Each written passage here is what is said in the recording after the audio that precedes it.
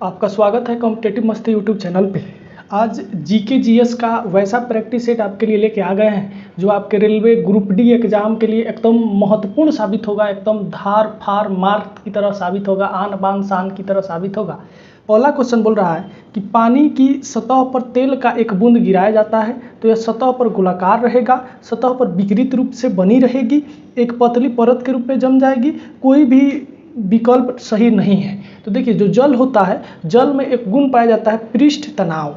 पृष्ठ तनाव जो होता है जल के कम क्षेत्रफल को छेकने के लिए मजबूर कर देता है। जैसे वर्षा बूंद है तो गोलाकार हो जाएगा, कम क्षेत्र को छेकवाएगा। चाहे जो आपका ये शेविंग ब्रश होता है उसको पानी से निकालिएगा तो उसका बाल सट जाता है पृष्ठ तनाव के कारण। अब इसी को तेल को डालिएगा तो जल का जो पृष्ठ तनाव ज़्यादा रहता है उसी के ऊपर तेल जो है तैरने लगेगा। क्या करेगा बउआ? तैरने लगेगा। यानी क्वेश्चन के अनुसार हम लोग का क्या हो जाएगा, एक पतली परत के रूप में फैल जाएगी।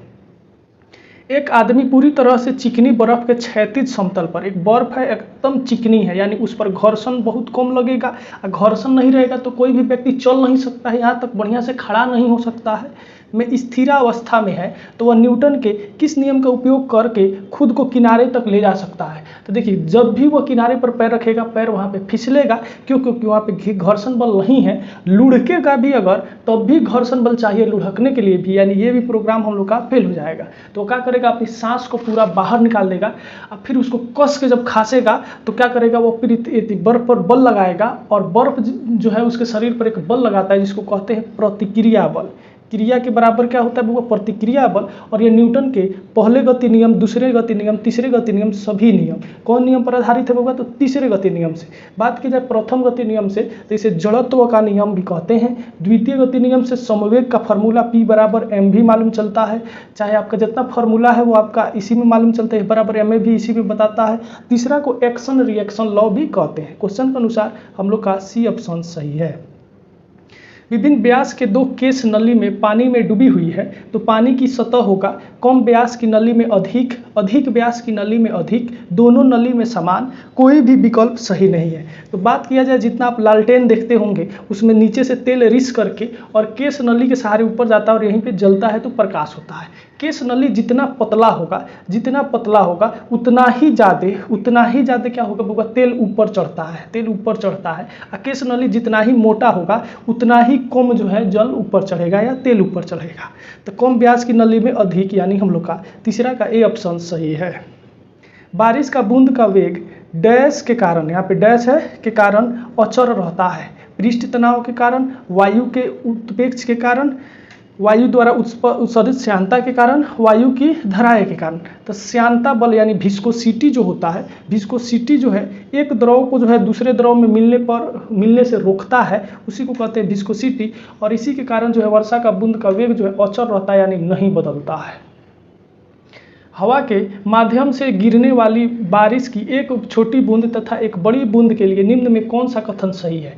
यानी छोटी बूंद है और बड़ा बूंद है, तो बोल रहा है कि कौन इसमें सही है। बड़ी बूंद तेजी से गिरेगा यानी ये वाला बूंद तेजी से गिरेगा, छोटी बूंद तेजी से गिरेगा, ये वाला बूंद छोटी तेजी से गिरेगा, दोनों समान गति से गिरेगा, इनमें से कोई विकल्प सही नहीं है। देखिए, हम जब किसी वस्तु को अगर गिराते हैं तो वह दोनों एक साथ गिरेगा, लेकिन हवा जब किसी वस्तु को जो है ऊपर से निर्वात से ऊपर से लेके आ रहा है तो वहाँ पे जिसका द्रव्यमान ज़्यादा होगा वह बहुत तेजी से गिरेगा। क्या हो जाएगा हम लोग का, बड़ी बूंद तेजी से गिरेगा। आगे बोल रहा है कि न्यूटन के पहले नियम को कहा जाता है आघूर्ण का नियम, जड़त्व का नियम, ऊर्जा का नियम, संवेग का नियम। क्या कहते हैं होगा, जड़त्व का नियम कहते हैं।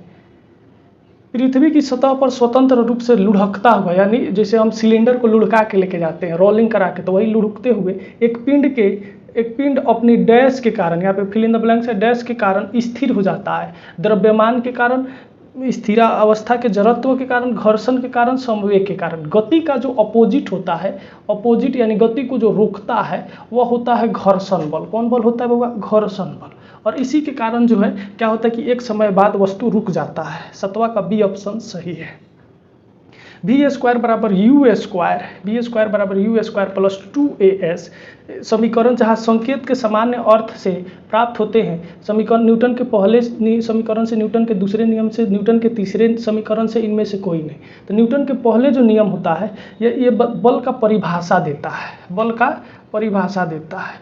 न्यूटन का दूसरा जो समीकरण होता है ये बताता क्या है कि ये समवेग का फॉर्मूला देगा, P बराबर mv दे देगा, उसके बाद जो है S बराबर ut plus half at square दे देगा, ठीक है, और F बराबर ma भी कौन दे देगा, दूसरे के गति नियम देता है, यानी जितना फॉर्मूला मिलता है दूसरे समीकरण से मिलता है।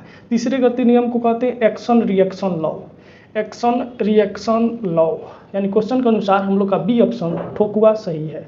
निम्नलिखित में कौन सा एक अदिश राशि है? अदिश वो होता है जिसमें दिशा रहता है, जिसमें परिमाण रहता है, दिशा नहीं रहता है, दिशा नहीं रहता है उसको कहेंगे अदिश। और सदिश जो होता है उसमें दिशा और परिमाण दोनों रहता है। जैसे बल में दिशा भी रहेगा, जैसे 5 न्यूटन का बल लगाए हैं, और परिमाण भी रहेगा कि आगे लगाए हैं कि पीछे लगाए हैं कि ऊपर लगाए हैं कि नीचे लगाए हैं।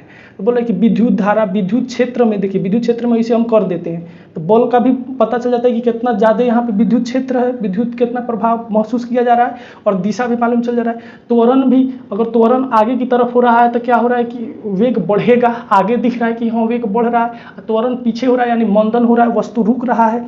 रेखीय समवेग, समवेग भी दिशा है। जबकि बात की जाए विद्युत धारा का, तो विद्युत धारा एक अदिश राशि है और इसका पता नहीं रहता है कि ये कब आगे जाएगा पीछे जाएगा, इसीलिए क्या हो जाएगा हम लोग का ए ऑप्शन सही है।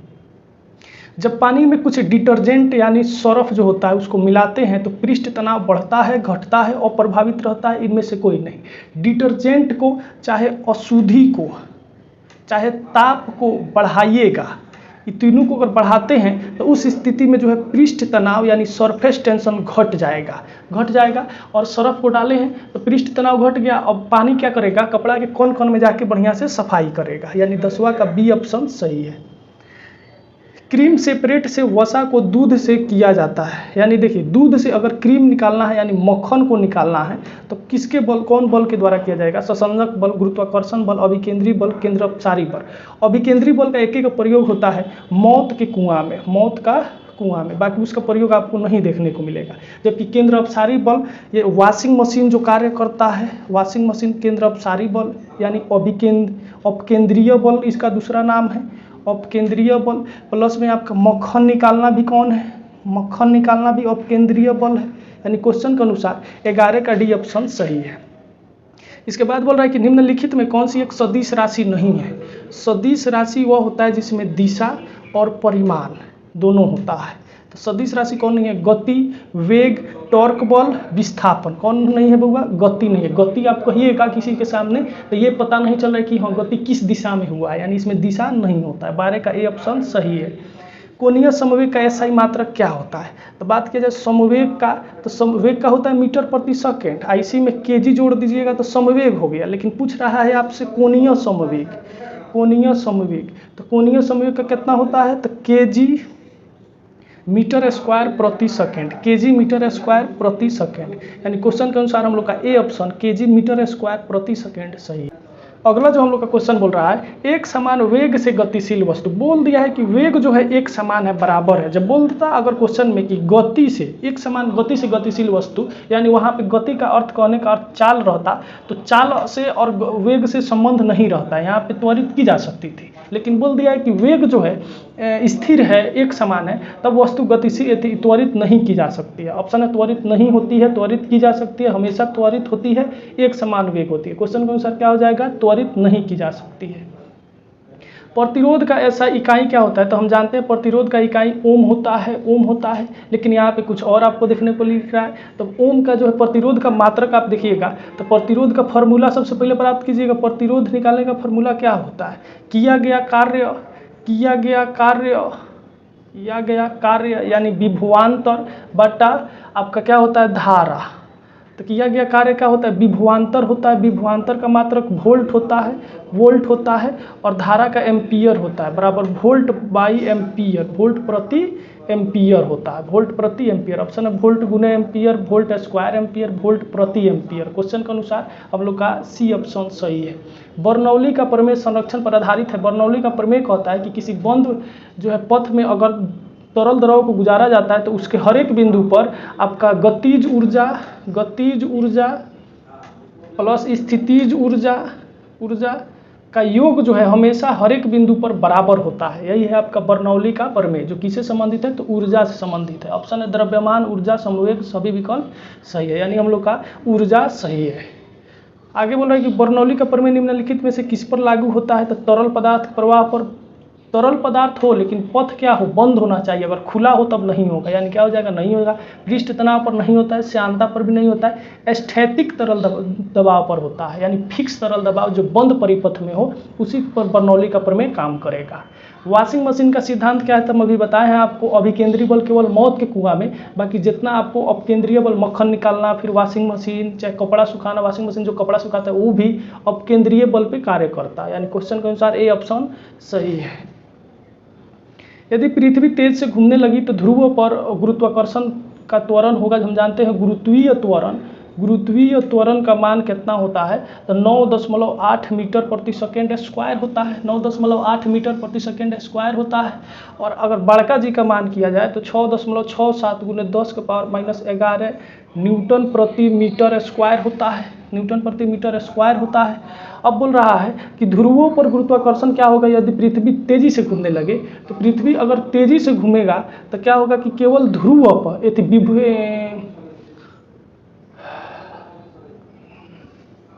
भूमध्य रेखा पर, कौन रेखा पर होगा, भूमध्य रेखा पर जो है रखी वस्तु का भार बढ़ेगा, वस्तु का भार बढ़ जाएगा, वस्तु का भार बढ़ जाएगा। और बाकी जगह पे जितना है उतना ही रहता है। सबसे ज़्यादा बात किया जाए आपका गुरुत्वीय भार का, यानी भार सबसे ज़्यादा कहाँ पे होता है, तो ध्रुव पर होता है। कहाँ पर होता है, ध्रुव पर होता है। पृथ्वी के केंद्र पे कितना होता है, तो 0 होता है। भूमध्य रेखा पर कितना होता है, तो न्यूनतम होता है, यानी 0 से थोड़ा अधिक होगा। सतह पर कितना होगा, तो 9.8 मीटर प्रति सेकेंड स्क्वायर होता है। जैसे जैसे ऊंचाई बढ़ेंगे भार का मान घटने लगता है। द्रव्यमान फिक्स होता है, द्रव्यमान कहीं नहीं बदलेगा, बढ़ेगा घटेगा, बढ़ेगा समान रहेगा, घटेगा इनमें से कोई नहीं। केवल भूमध्य रेखा को प्रभावित करेगा, बाकी सब वैसे ही रहेगा। एसआई पद्धति में कितना मात्रक, इकाइयों की संख्या यानी मात्रक की संख्या कितना होता है, तो एसआई में जो है 7 गो मूल मात्रक है। मूल मात्रक कई गो है, 7 गो है। और 2 गो जो है संपूरक मात्रक है, संपूरक मात्रक है। मूल मात्रक में आपका जैसे ज्योति तीव्रता का कैंडेला, विद्युत धारा का एम्पीयर, द्रव्यमान का केजी, ऐसे ही होता है। और आपका संपूरक में 2 को होता है, एगो होता है ठोस कोण और एगो समतल कोण। समतल कोण, तो समतल कोण का होता है रेडियन, क्या होता है बउआ, रेडियन। और ठोस कोण का होता है एस्टेरेडियन, एस्टेरेडियन होता है। मूल मात्रक कितना है, तो 7 गो है, 4, 6, 7, 5, यानी क्वेश्चन के अनुसार बी ऑप्शन सही है। निम्नलिखित में कौन ऊर्जा का इकाई नहीं है, तो ऊर्जा का इकाई कैलोरी होता है, इलेक्ट्रॉन वोल्ट भी होता है, जूल जो है कार्य या ऊर्जा दोनों का मात्रक होता है, जबकि वाट जो है शक्ति का मात्रक होता है। इसी प्रकार से किलोवाट अगर होगा तो वो भी शक्ति का मात्रक होगा, ठीक है। किलोवाट घंटा जो होगा, घंटा केवल जुट गया तब ऊर्जा का मात्रक हो जाएगा। क्वेश्चन के अनुसार हम लोग का 22 का डी ऑप्शन सही है। प्रकाश वर्ष किसकी इकाई है, तो 1 लाइट ईयर बराबर कितना होता है, 1 लाइट ईयर बराबर होता है 9.461 गुना 10⁻12 मीटर, कितना, 12 किलोमीटर, 12 किलोमीटर होता है। अगर मीटर बनाएंगे तो 3 और यानी 10⁻15 मीटर हो जाएगा, ठीक है। तो ये किसका है, किमी जो है दूरी का मात्रक है कि नहीं, ऑप्शन है समय, दूरी, प्रकाश की गति, द्रव्यमान। किसका होता है, दूरी का मात्रक होता है।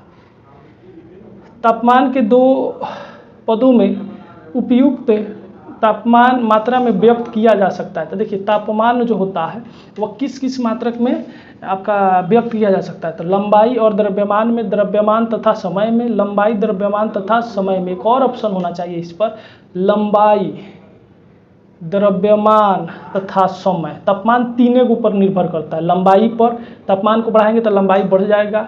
द्रव्यमान जो होगा, तापमान को, वस्तु को गर्म करेंगे तो आपका क्या होगा, द्रव्यमान अप्रभावित रहेगा। समय जो है कितना तापमान को हम बढ़ाए हैं, कितना उसमें समय कितना लगा है, ये भी आपको कौन बताता है, तो समय बताता है। यानी हम लोग के क्वेश्चन के अनुसार लंबाई, द्रव्यमान और समय को व्यक्त करता है। जब पिंड त्वरित होती है तो इसका वेग कभी नहीं बदलता है, इसकी गति हमेशा बदलती है, इसकी दिशा हमेशा बदलती है, इसकी गति बदल सकती है या नहीं भी बदल सकती है। तो पिंड त्वरित है यानी उसका वेग हमेशा बदल रहा है, वेग घट रहा है चाहे बढ़ रहा है, तो उसमें गति उसका बदल भी सकती है, नहीं भी बदल सकती है। क्वेश्चन के अनुसार क्या हो जाएगा, हम लोग का डी ऑप्शन सही है। हम आशा करते हैं कि ये वीडियो आपके लिए काफ़ी महत्वपूर्ण रहा होगा। हम लोग फिर उपस्थित होते हैं नया सेशन लेकर, तब तक के लिए बने रहिए आप। और हाँ, रेलवे का एक तैयारी करते हैं तो कॉम्पिटिटिव मस्ती को जरूर सब्सक्राइब करें। शुभ रात्रि, शुभ रात्रि, शुभ रात्रि।